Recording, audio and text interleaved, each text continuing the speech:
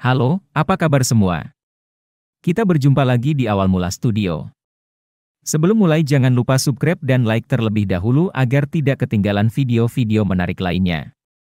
Mari langsung saja kita mulai.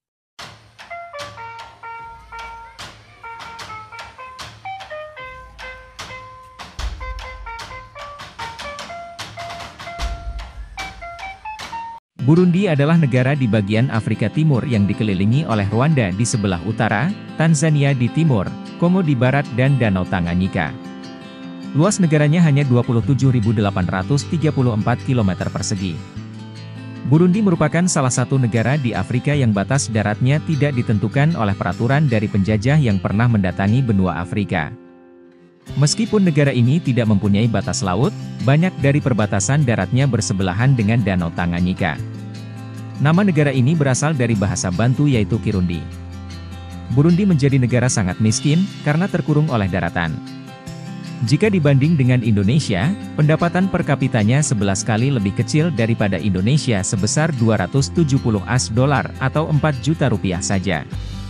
Negara ini mengalami krisis ekonomi sejak 7 tahun yang lalu dan masih berlangsung hingga saat ini, sehingga kehidupan di Burundi menjadi sangat sulit. Tanpa batas laut, Burundi menghadapi tekanan jumlah penduduk dan sumber daya alam yang sedikit, selain juga memiliki paling banyak konflik di Afrika dan di dunia. Ukurannya yang kecil menutupi masalah besar yang dihadapi dalam mencari penyelesaian klaim supremasi dari minoritas Tutsi yang berkuasa dengan permintaan partisipasi politik dari suku mayoritas suku Hutu.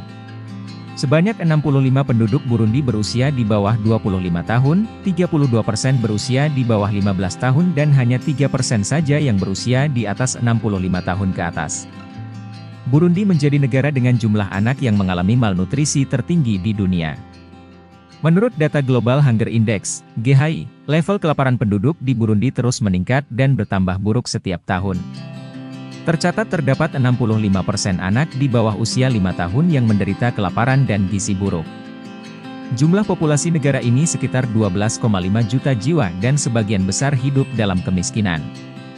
Negara dengan luas yang tidak seberapa ini memiliki jumlah penduduk yang bisa dibilang cukup banyak, namun kebanyakan dari mereka hidup di bawah garis kemiskinan. Mereka kesulitan memberi makan diri sendiri beserta keluarga. Itulah yang menyebabkan Burundi juga dikenal sebagai salah satu negara paling tidak bahagia di dunia.